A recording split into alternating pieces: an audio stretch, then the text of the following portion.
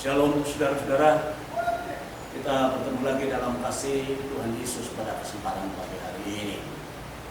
Dan hari ini saya akan mengambil tema yaitu kesudahan sudah dekat. Ya, kesudahan sudah dekat. Nah, baik kita baca dulu ayatnya di dalam suratan Petrus, ya, 1 Petrus pasal 4 ayat yang ke-7. Dikatakan di sana bahwa kesudahan segala sesuatu sudah dekat. Karena itu, kuasailah dirimu dan jadilah tenang, supaya kamu dapat berdoa. Kesudahan segala sesuatu sudah dekat. Ya, saudaraku, apa sih yang dimaksudkan dengan kesudahan ini? Apalagi dikatakan kesudahan itu begitu dekat. Nah, kesudahan itu artinya berakhirnya segala sesuatu yang ada di dunia ini. Ya, semua akan berakhir. Dan itu terjadi ketika Tuhan Yesus datang pada kali yang kedua. Apa maksudnya kali yang kedua?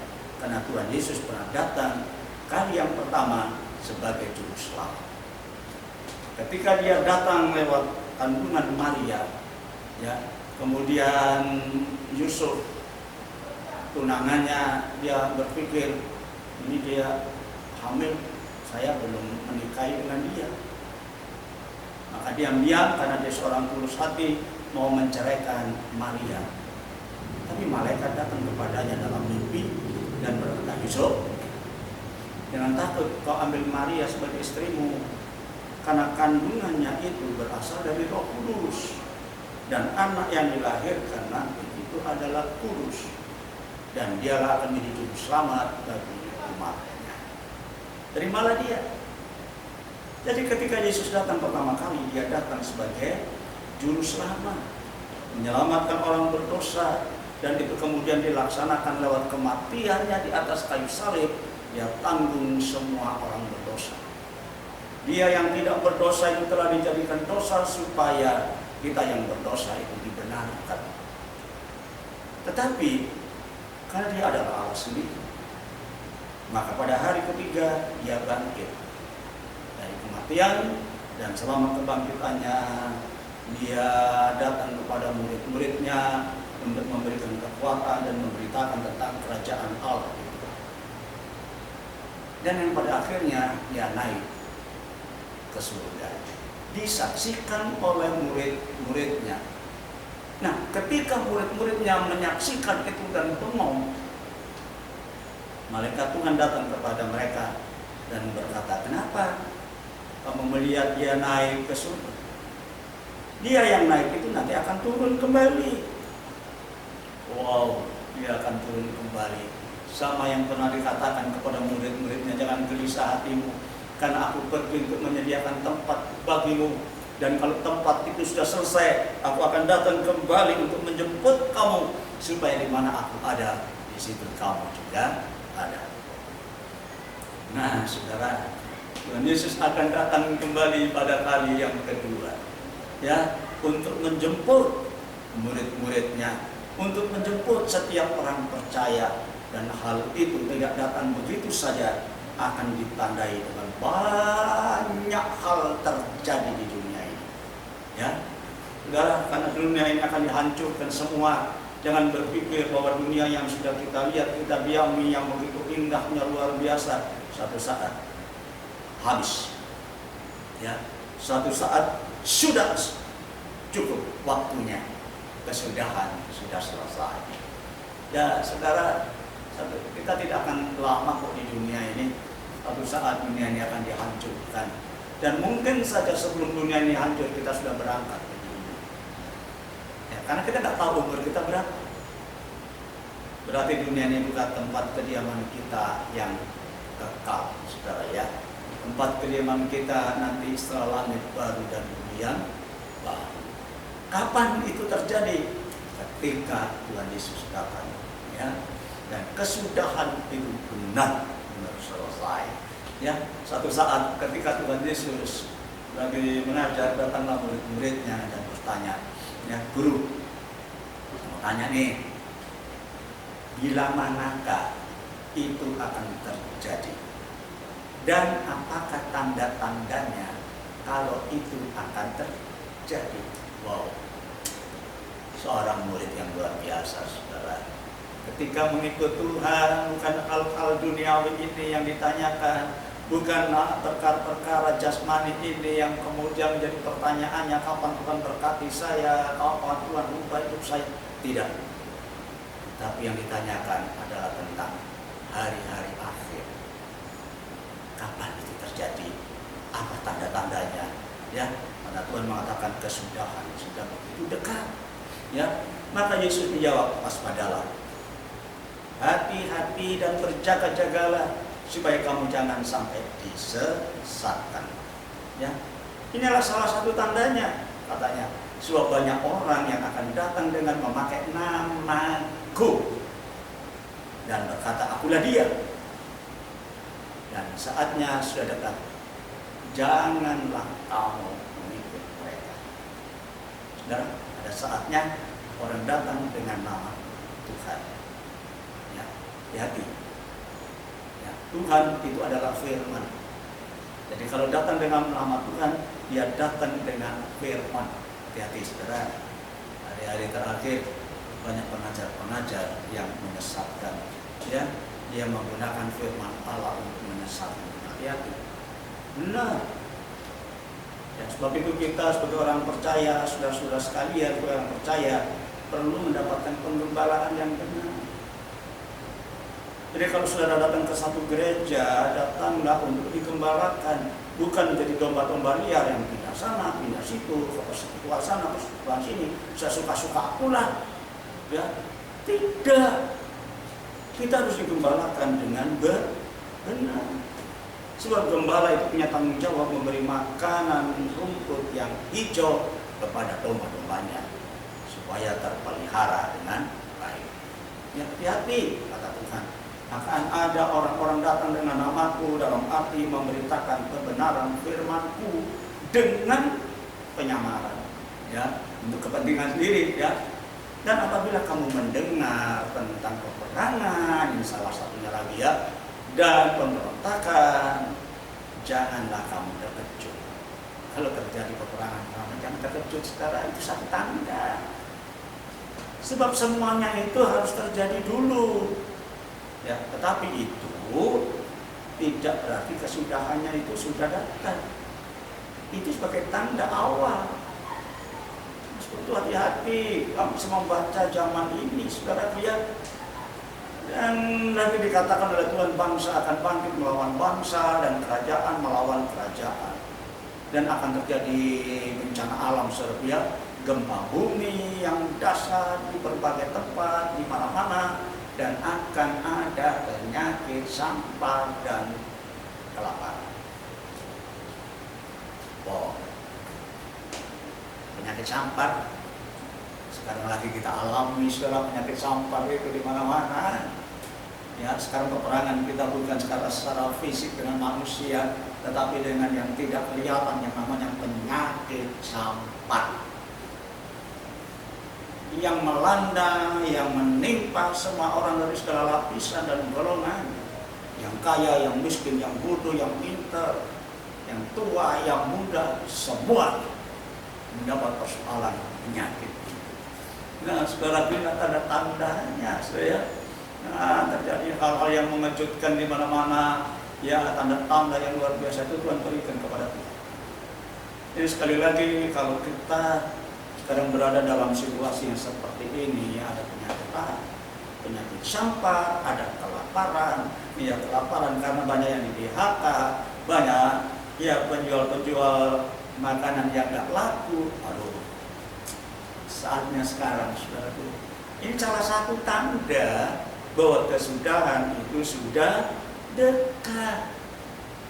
Tetapi anehnya, saudaraku, ada juga orang nggak percaya kok. Nggak percaya kan hal itu, ya. Dan itu dikatakan oleh Petrus, ya, dalam suratnya yang kedua pasal 3 ayat 3 3 dan 4 dikatakan di sana.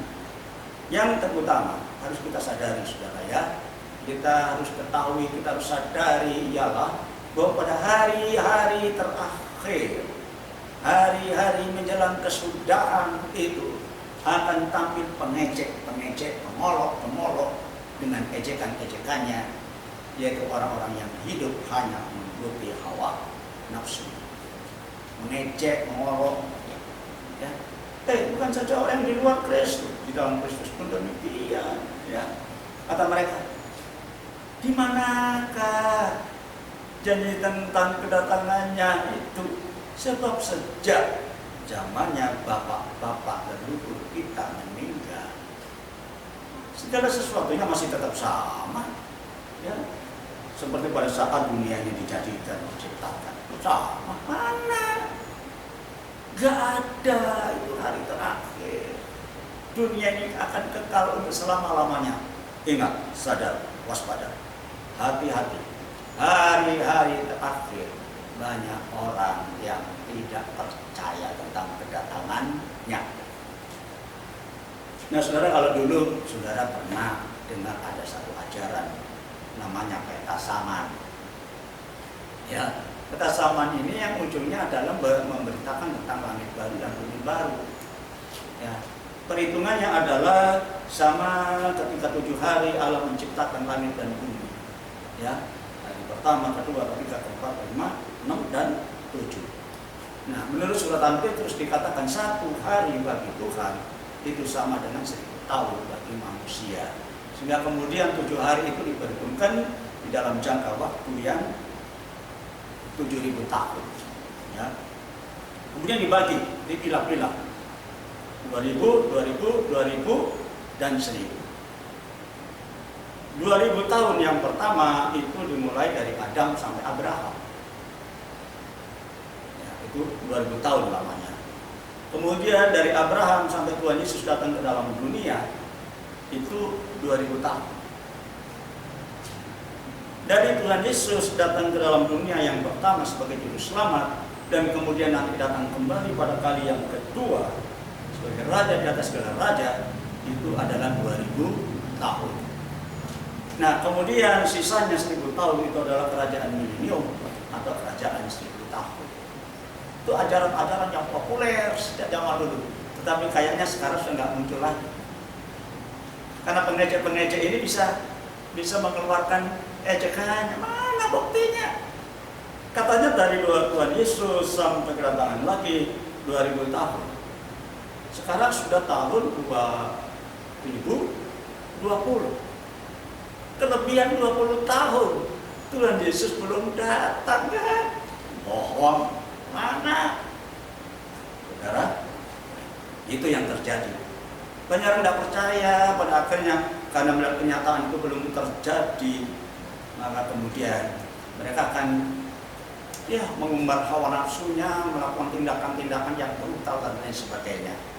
Nah, tapi ingat, Tuhan tidak akan pernah lalai akan janjinya. Ya. Kedatangannya itu pasti, Tuhan tidak pernah lupa, Tuhan tidak pernah lalai.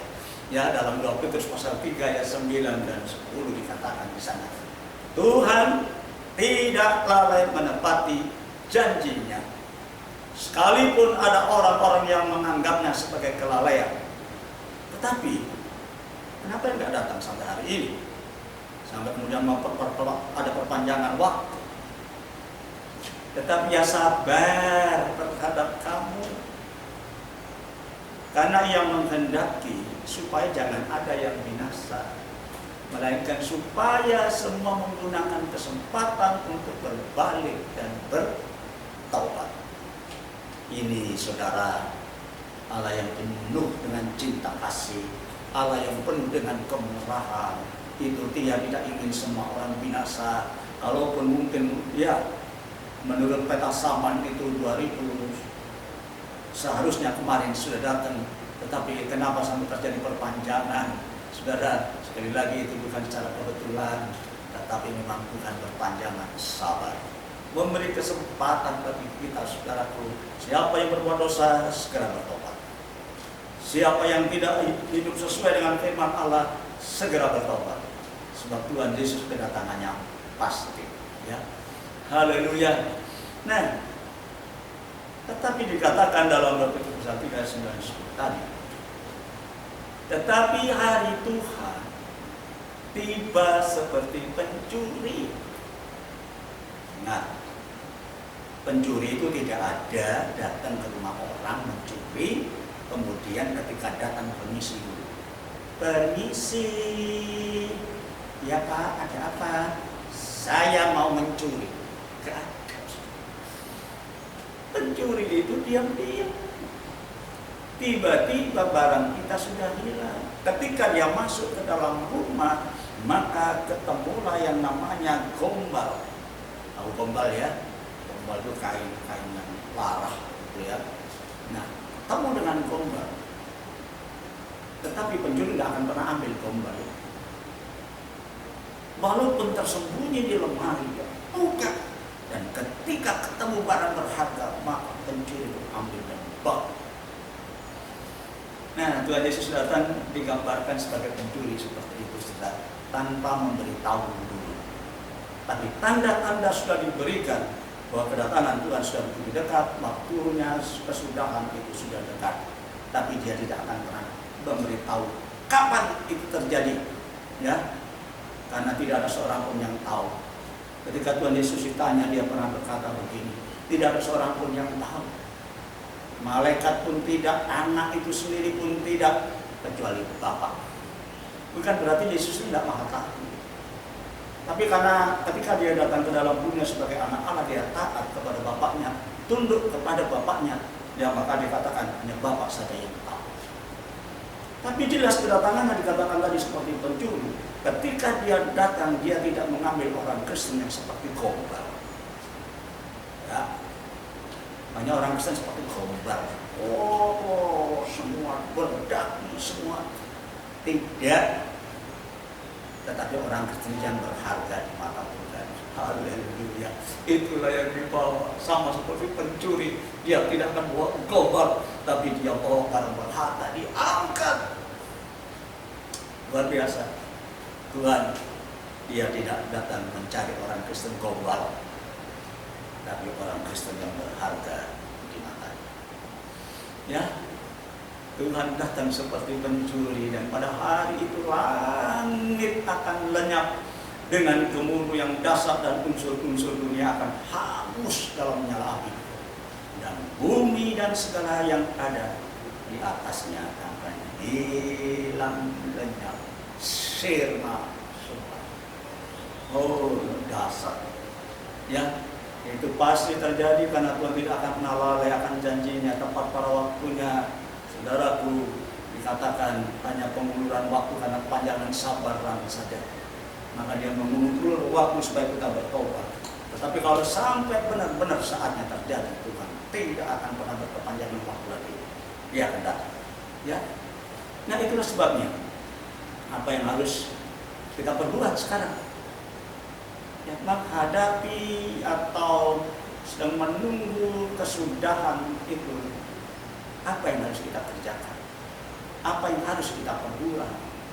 Ya, nah, kembali kepada suratan Petrus pasal 4 ayat itu, 1 Petrus pasal 4 ayat itu tadi dikatakan ada 3 hal saja sebagai langkah kita menanti kedatangan Tuhan.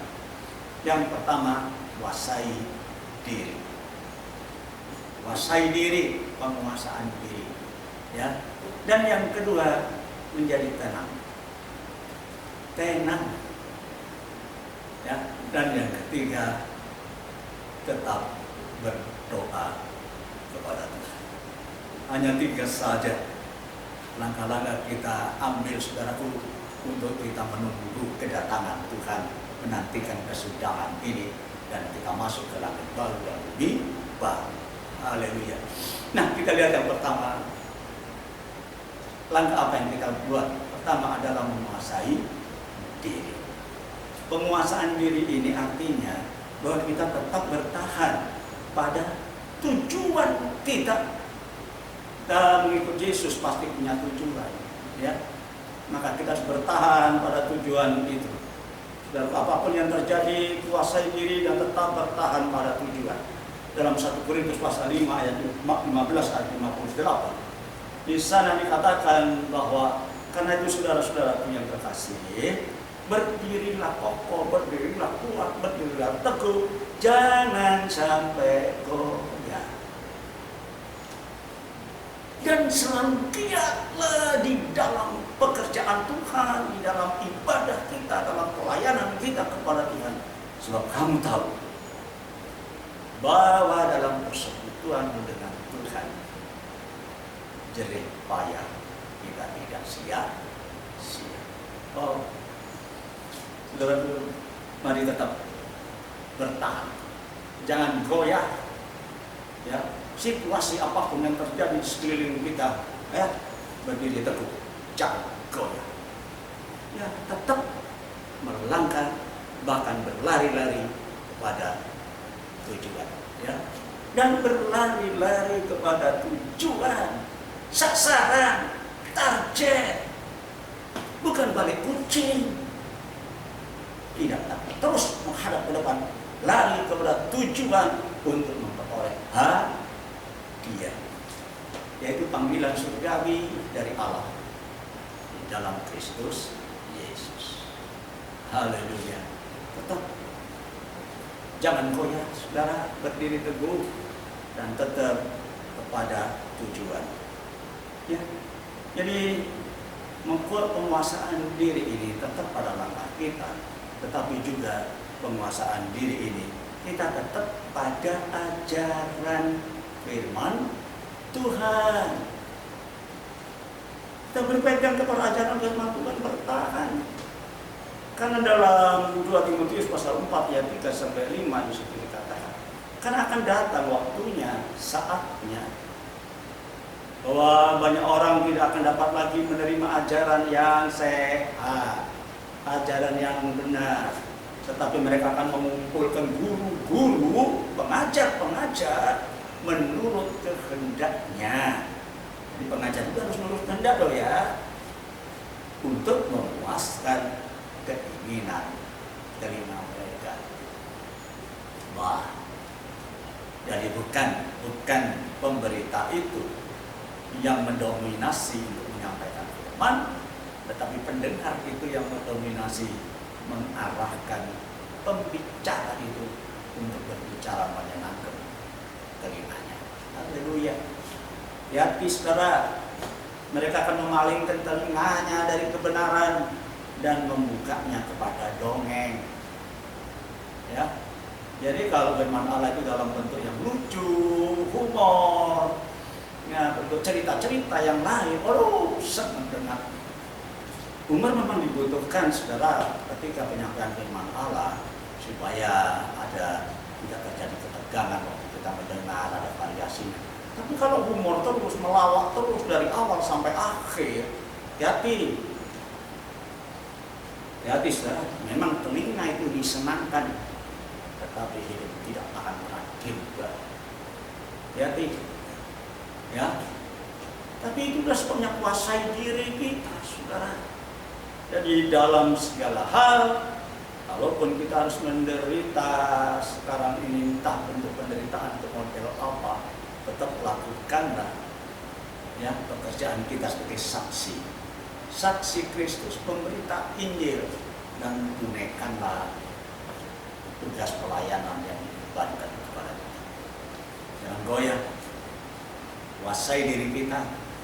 Kalaupun banyak hal-hal yang memungkinkan kita bisa berpaling, kuasai diri kita, tetap pada tujuan, berlari kepada tujuan. Target sasaran kita adalah kemuliaan Tuhan. Ya. Nah, saudaraku, dan kalau kita memperhatikan firman Allah, justru kita makin dikuatkan, diteguhkan ketika kita memperhatikan dengan baik. Ya, di dalam 2 Petrus pasal 1 ayat 19 dikatakan di sana, dengan demikian kami makin diteguhkan, makin dikuatkan oleh firman yang telah disampaikan para nabi.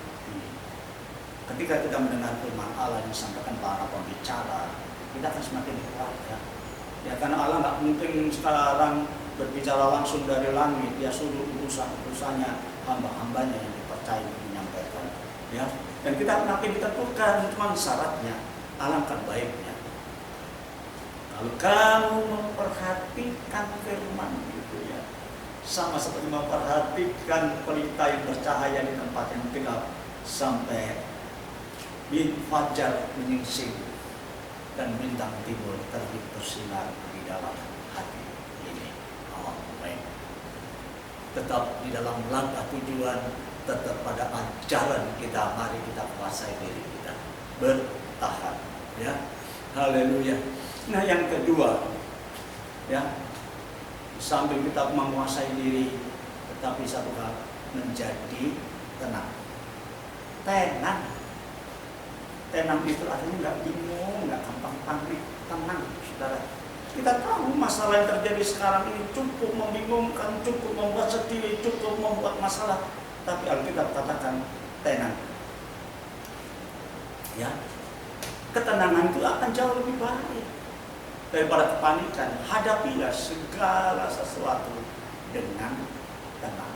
Saudara, orang yang di dalam Yesus itu pasti tenang. Karena Tuhan Yesus sendiri pernah mengatakan, marilah kepadaku wahai kamu yang letih lesu dan beban berat, ya, datanglah kepadaku dan aku akan memberikan ketenangan, kelegaan padamu. Ya. Itulah kok yang kupasan. Turutilah perintahnya, ya, maka kamu akan mendapatkan ketenangan bagi jiwa. Saudara, ketenangan itu sebenarnya dari Tuhan, dari firman. Ketika kita melakukan firman Allah, pasti ketenangan itu menjadi bagian dalam diri kita. Hadapilah segala sesuatu dulu dengan tenang. Karena Pengkhotbah pasal 4 ayat 6 mengatakan di sana, segenggam ketenangan lebih baik daripada 2 genggam jerih payah dan usaha menjadi angin. Segenggam saja sudah cukup berguna kalau segenggam itu ketenangan daripada 2 genggam porsi tapi kepanikan. Yang bingung sana, bingung sini, jadi lelah ke sana, jadi lelah ke sini. Ya. Hadapilah segala sesuatu dengan tenang. Ya, bagaikan ketika berada di atas gelombang.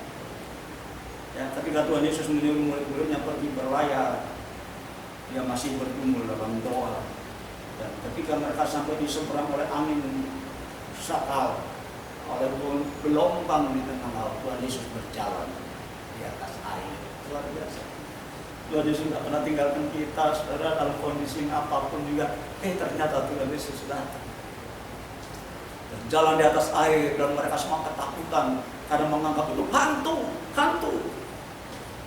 Tuhan berkata, jangan takut, ini aku. Maka Petrus berkata, kalau engkau Tuhan, suruh saya berjalan di atasnya. Jalan. Maka berjalanlah Petrus. Tapi apa yang terjadi ketika dia rasakan gelombang kiri kanan, angin kiri kanan, dia mulai ketakutan, dia mulai tenggelam dan berteriak, Tuhan, tolong. Dan tangan Tuhan mengangkat dia dan dibawanya masuk ke dalam perahu. Dan Tuhan berkata, jangan takut. Ya, jangan takut, tenanglah. Aku ini, jangan takut.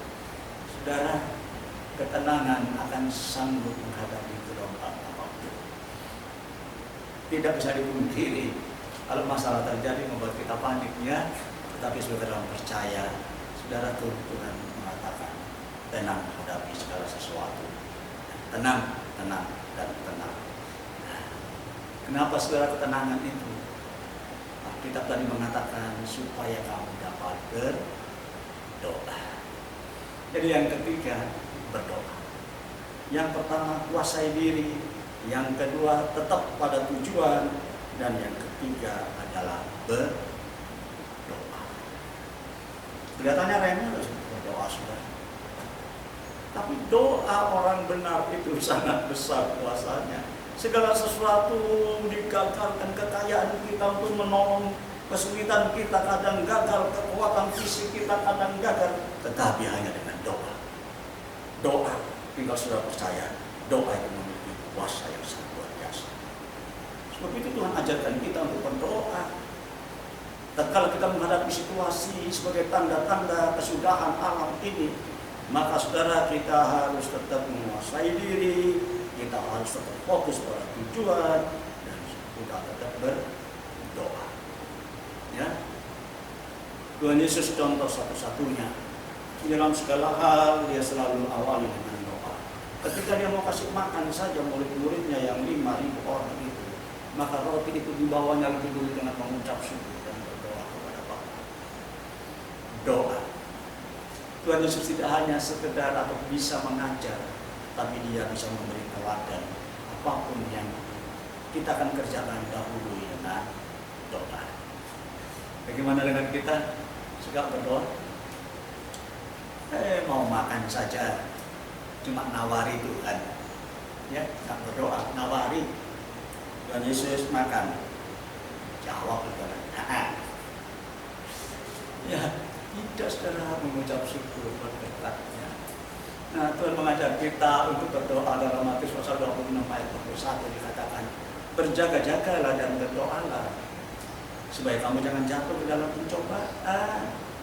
Masalah yang terjadi membawa kita kepada satu pencobaan hidup ini, saudara.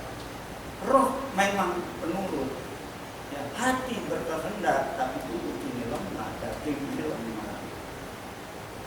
Sebab itu satu-satunya jalan adalah berdoa demi kekuatan rohani kita, ya, jasmani kita dengan kekuatan berdoa. Ya. Jadi doa itu akan membawa kita untuk memiliki kemampuan, kekuatan. Tapi ya, dalam Lukas pasal 21 ayat 34 sampai 36, Tuhan Yesus berkata, jagalah dirimu, jagalah diri, supaya hatimu jangan syarat, jangan dipenuhi oleh pesta pora dan kemabukan serta kepentingan-kepentingan duniawi, dan supaya hari Tuhan itu jangan datang dengan tiba-tiba jatuh ke atas dirimu seperti satu jerat. Jangan. Sebab ia akan menimpa semua penduduk bumi ini. Sebab itu berjaga-jagalah. Senantiasa sambil berdoa supaya kamu beroleh kekuatan. Oleh kekuatan untuk luput dari semua yang akan terjadi itu, supaya kamu tahan berdiri di hadapan Anak Manusia.